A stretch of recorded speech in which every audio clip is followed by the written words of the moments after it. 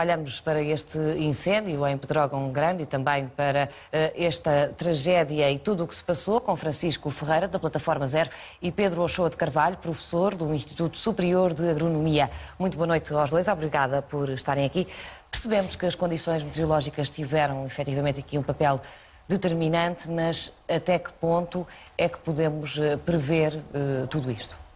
Ora bem, eu acho que realmente é preciso dividir esta questão dos incêndios florestais em duas partes. Uma parte que diz respeito, efetivamente, à componente de proteção civil, à forma como as pessoas estão ou não preparadas para reagir a este tipo de catástrofes. Saber se existem os meios no local para o combate de incêndios, quer dizer, se eu tenho que usar uma mangueira ou se eu tenho uma boca de incêndio, se eu tenho reservatórios preparados, se eu tenho... Se as pessoas têm ou tiveram formação para agir. Portanto, aí se todas as autoridades interligadas estavam devidamente capacitadas e organizadas, essa é uma valência fundamental de percebermos o que aconteceu e trabalharmos para evitar o drama que tivemos no fim de semana. A outra questão diz respeito, e é também estruturante, diz respeito ao ordenamento florestal que temos, à existência de extensas zonas de matos ou de culturas, ou de pinheiro ou de eucalipto, com acessos difíceis, com limpezas que deviam ter sido feitas e não foram, com o aproveitamento da massa florestal que podia ser potenciada e que não é. Portanto, há realmente aqui duas componentes que eu acho que têm sido faladas de forma misturada, mas que são efetivamente diferentes. Nós temos, também para contribuir, e como disse, para toda esta questão, condições meteorológicas extremas. Nós tivemos o mês de maio mais quente de sempre. Temos estado com uma onda de calor que praticamente atingiu todo o país. Sabemos que com este aumento de temperatura e com a ocorrência de trovoadas, são circunstâncias, trovoadas secas, são circunstâncias que levam a este tipo de eventos, mas obviamente é algo que, quer no que diz respeito à floresta, quer no que diz respeito à proteção civil das populações, temos aqui, infelizmente, de forma dramática, mais uma oportunidade para avaliarmos e corrigirmos aquilo que, desde há anos, em muitos aspectos, já se sabe. Mas não é preciso, então, prever exatamente onde é que estas descargas elétricas vão acontecer, como se dizia na peça? Isso é inteiramente verdade. Quer dizer, nós não conseguimos... há uma questão que é importante, é que sabe-se que com o aumento da temperatura, mesmo à escala global, há uma relação com a ocorrência de trovoadas desta natureza. Portanto, há já vários artigos científicos que o mostram. Sabe-se também que, com o aquecimento global, este tipo de eventos está-se a tornar mais significativo. Por exemplo, no Chile já tivemos incêndios enormes este ano, tivemos no Canadá, nos Estados Unidos o ano passado, tivemos em Portugal o ano passado.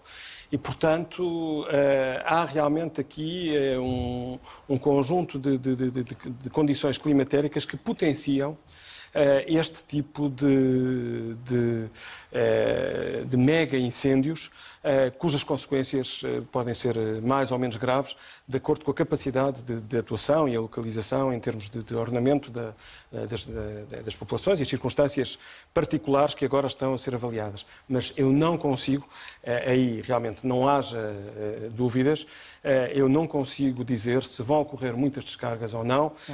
Eu consigo descargas elétricas, se elas vão estar diretamente relacionadas. Por causa do aumento da temperatura, é natural que surjam mais. Exatamente.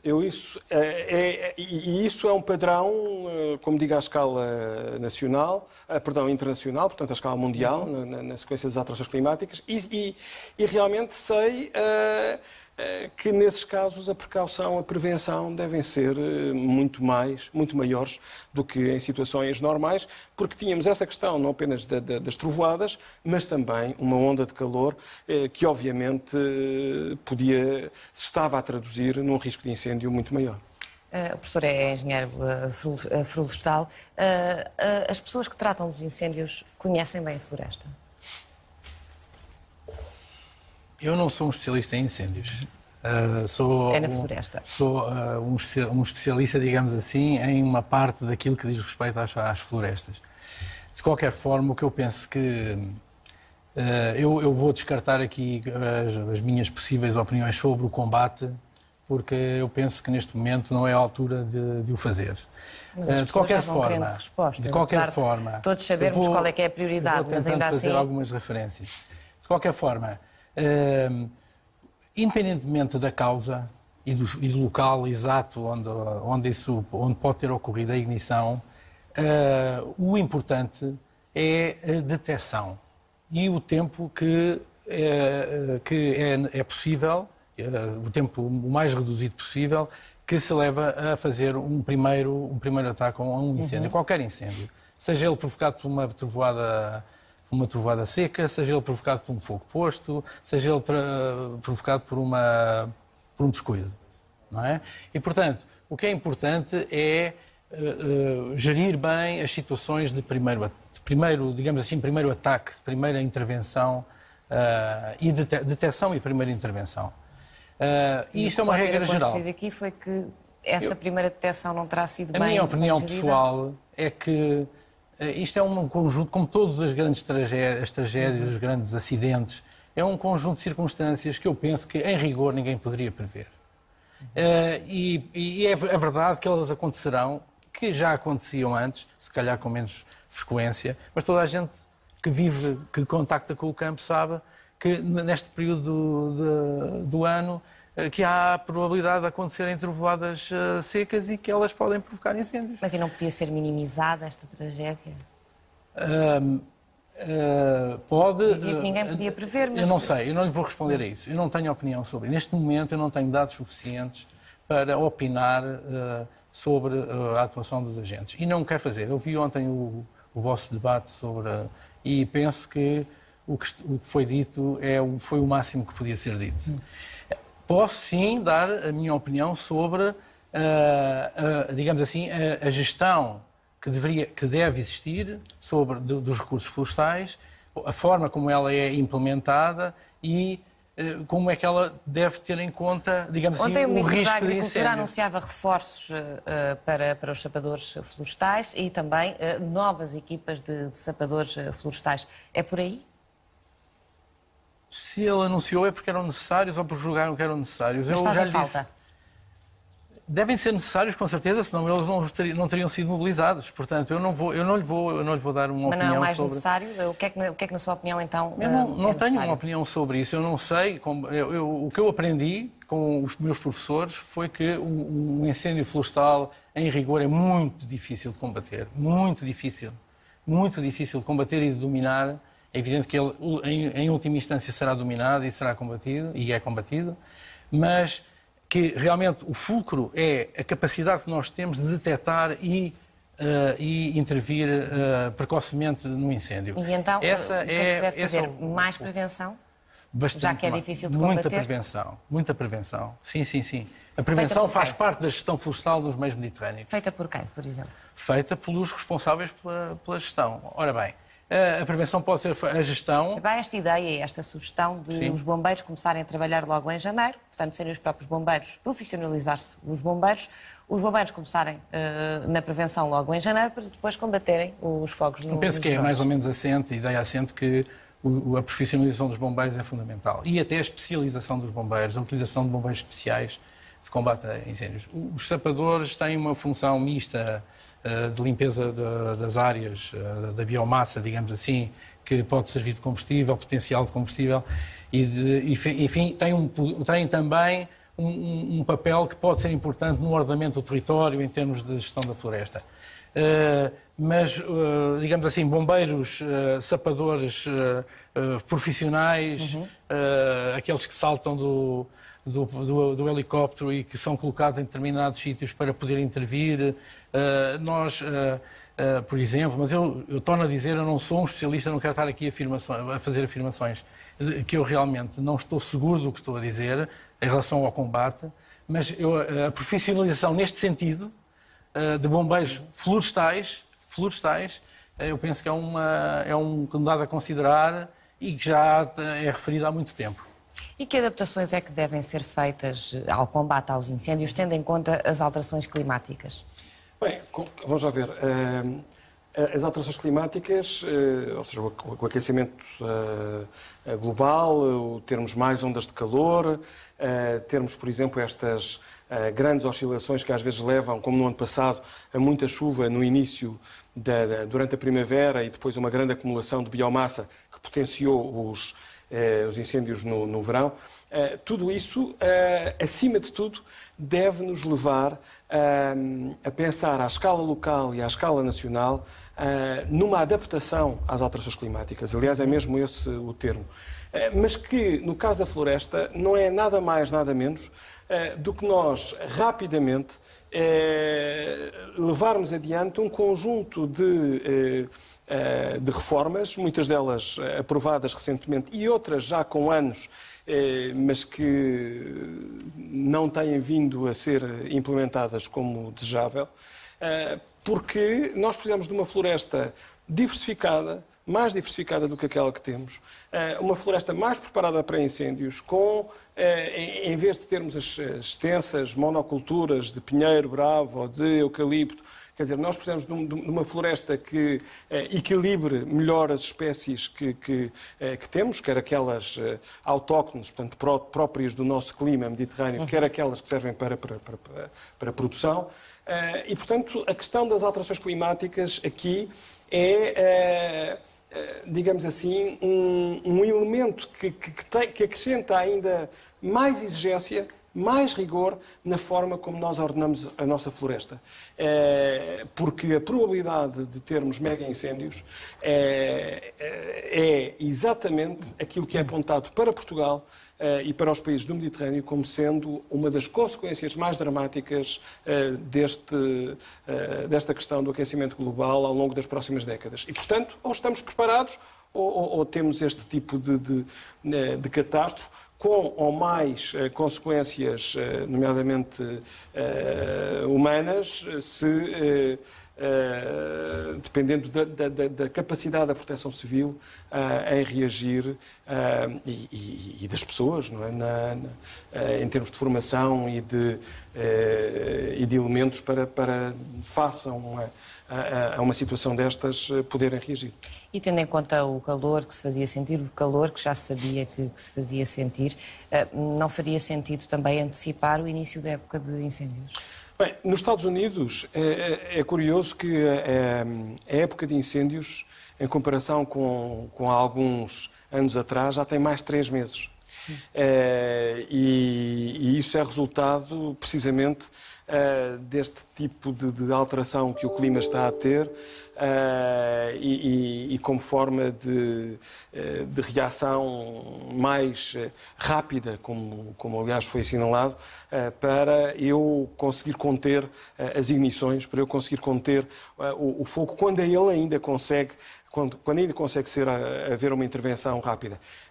Tudo isto eu acho que é sabido, é conhecido, deve ser avaliado, deve ser completamente transparente e ainda bem que o Governo está a pedir os diferentes inquéritos.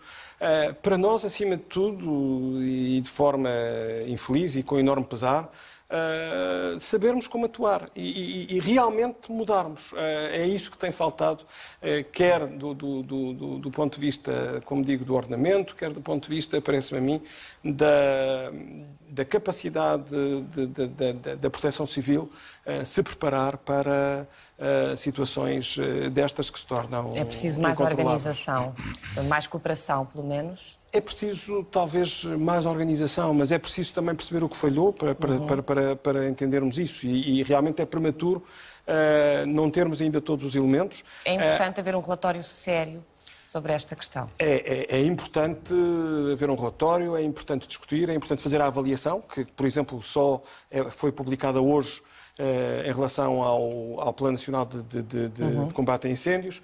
Toda a transparência e a discussão são fundamentais e depois também, ainda mais importante, é agirmos em conformidade e com caráter de urgência. Muito se tem falado já há muitos anos, mas agora, como é natural, o assunto voltou à tona, sobre a pouca diversidade da nossa floresta. Que espécies é que devemos ter na nossa floresta para que estes incêndios não se tornem em tragédias? Eu já lhe vou responder essa pergunta diretamente, mas eu vou lhe dizer o que é que pode ser uma contribuição para tentar mudar um pouco o estado das coisas. Do ponto de vista das políticas, é muito necessário haver um maior empenhamento, um maior empenhamento da tutela, quer dizer, deve ser atribuída uma tutela clara, legítima, inequívoca. Qual é o papel dessa tutela? Essa tutela deve liderar, por um lado, um processo dinâmico de interação entre os diversos agentes, os diversos atores, eu vou-lhe chamar atores políticos, porque isto é um processo, trata-se de um processo político, e que estão envolvidos nas diversas vertentes da atividade florestal. São muitos. O setor, vamos chamar assim, o setor florestal é um setor dinâmico, é um setor em que há muita discussão, há muita troca de impressões, mas há realmente pontos, há frações desse setor que são realmente fracos. E a gestão no terreno concreta é um desses pontos fracos. Quer dizer, todas as medidas têm sido decididas desde 2003, por exemplo. Eu não vou mais longe, mas porque houve medidas anteriores, não é? Mas em 2003 também se falou e discutiu-se muito mais do que agora uma reforma florestal. E ela foi feita e houve uma tentativa séria de a levar para a frente. E, na realidade, o que nós notamos é que na implementação, ao nível da implementação das medidas e ao nível da decisão, o que acontece na prática é que ela falha porque as medidas ficam dispersas. Os diferentes agentes tratam dos seus interesses, as partes fracas, as populações locais que estão em regressão, etc., não têm essa capacidade. Tem que haver uma tutela, uma estrutura que não é uma estrutura de dominação, não é uma estrutura de imposição, mas é uma estrutura de coordenação, é uma estrutura de dinamização, de concatenação dos interesses que estão envolvidos e das pessoas.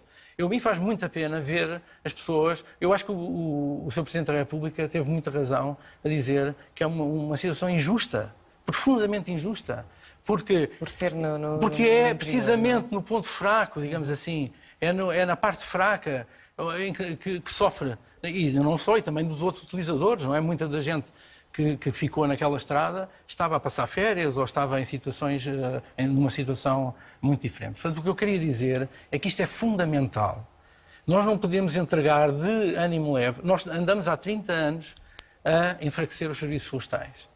Os serviços florestais têm perdido capacidade de intervenção no terreno. Muitas vezes os produtores, os proprietários queixam-se, precisam de apoio de extensão, meramente, extensão florestal, enfim, esclarecimento. E isso não acontece, porque não há. Quer dizer, acontece parcialmente. Ou aparece lá alguém de uma empresa ou da outra que, tratando dos seus interesses legítimos, dá apoio, ou de uma outra entidade qualquer, mas na realidade o Estado tem-se abstido de ter o seu papel.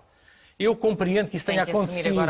Eu compreendo que isso tenha acontecido num determinado período, mas hoje em dia nós precisamos de uma intervenção do Estado que seja polivalente, que não seja impositiva, mas que seja firme, mas que seja de participação e de permitir que todos os atores que estão no terreno possam levar as suas iniciativas para a frente, etc. Nós temos alguns instrumentos, temos a estratégia florestal, temos a lei de bases, que já data de 96 e que apareceu em grande parte porque as condições internacionais foram mais favoráveis, a Cimeira do Rio, por exemplo, que pôs a desflorestação no topo da agenda política ambiental internacional na altura.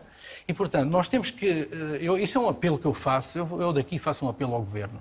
E faço concretamente até ao Sr. Primeiro-Ministro, porque eu sei que ele é sensível a este argumento. Existem instrumentos, existem os programas florestais nacionais, foram estudados e concebidos para serem aplicados numa grande variedade de situações. Portugal oficialmente diz que tem um programa florestal nacional, mas falta estas componentes da liderança e da coordenação, da colaboração. Mas acha que não corremos o risco de este ano estar a ter esta conversa outra vez? Acha que será desta? Eu acho que este discurso nunca apareceu em lado nenhum. De todos os debates que eu assisti desde 2003... Não, se faz alguma coisa? Eu acho que é urgente dar substância a isto que eu estou a dizer.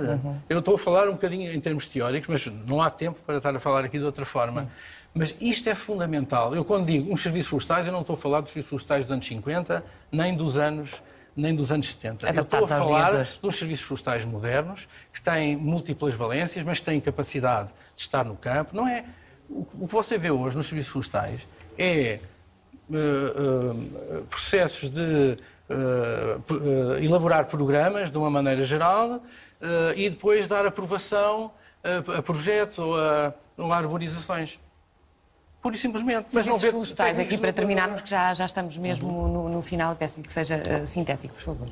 Bem, quer dizer, eu acho que este tipo de discussão e estas ideias que aliás foram agora mencionadas, são ideias que têm estado em cima da mesa desde há anos. Quer dizer, isto é, com mais ou menos desvio ao pormenor, todas as ideias fundamentais em relação ao papel de quem intervém dos diferentes agentes que trabalham na floresta, da coordenação entre eles, do ordenamento florestal. Tudo isso são ideias que são conhecidas, não há grandes dúvidas. Houve o debate pós-época de incêndios do ano passado e tivemos 2005, não é? Quer dizer, que foi suficientemente evidente. São conhecidas, mas nada acontece. Mas aí é que está. É que são conhecidas, os especialistas, quem trabalha na área, sabe o que é preciso fazer, sabe por onde é que os financiamentos devem ser dirigidos, sabe-se, por exemplo, as questões importantes como o próprio cadastro, etc., que está agora, faz parte agora da reforma florestal.